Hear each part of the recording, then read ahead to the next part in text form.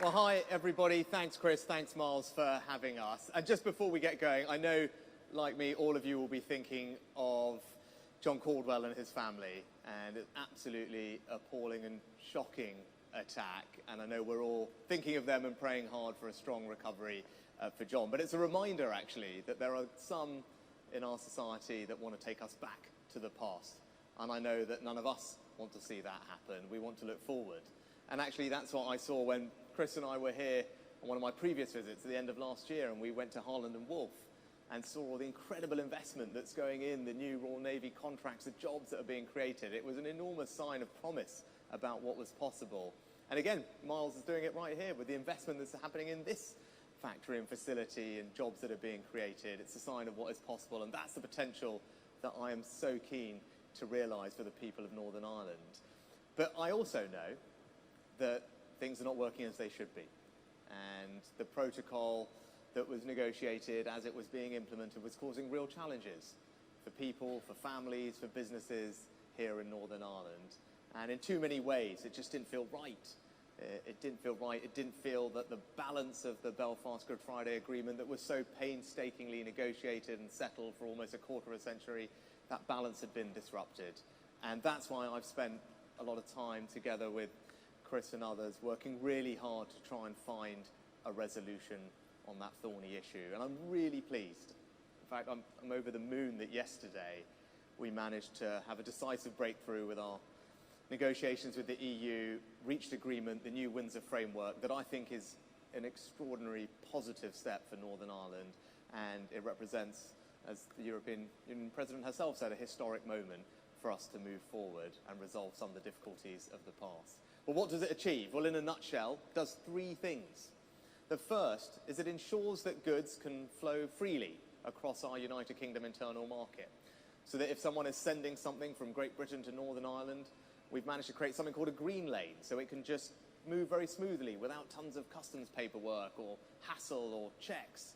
We've made sure that that process feels to anybody as if they're in the same country, because they are in the same country, and it didn't feel like that before, and that was disrupting businesses and supply lines. So that bit has been fixed, which is brilliant. But also, it's not just businesses that are sending things up and or back and forth across, also people. Someone sending their granddaughter a birthday present in a parcel, someone doing online shopping.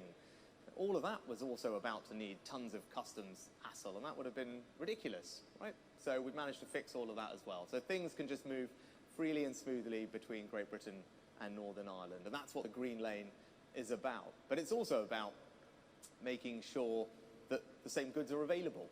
And that brings me on to my second point. And that's about protecting Northern Ireland's place in our union. Now, when you're part of a country, you expect that you get all the same benefits of being part of that country wherever you live.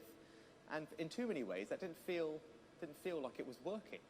Right? When you went to the garden centre and you couldn't get the same oak trees. I remember famously the Jubilee, when we celebrated Her Late Majesty's Jubilee, there were these Jubilee oaks. They weren't available in Northern Ireland's garden centres. Seed potatoes, such an important part of Northern Ireland's horticultural industry, not available. You think about medicines.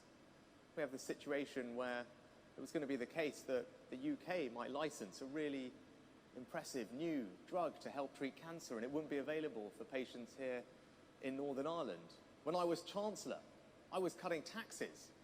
In fact, I cut taxes on beer duty in pubs, which we can do once we left the EU. We could say, actually, we're going to have one tax for beer that you buy elsewhere, but when you're in the pub, you want to have a lower tax on beer.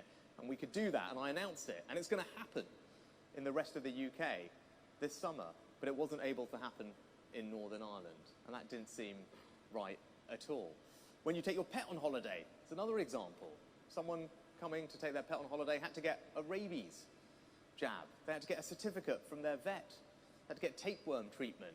And that all is clearly ridiculous. So those are all the ways in which I felt, hang on, we're not part of the same country. Well, we've resolved all of those issues thanks to the work we've done. Great Britain on the shelves in the supermarkets, which I know is a bit challenging at the moment, but it's getting better. But more generally, was not available in the shelves in Northern Ireland, and that wasn't right. And we've resolved all those issues so that there's going to be the same things in both places, which is as it should be.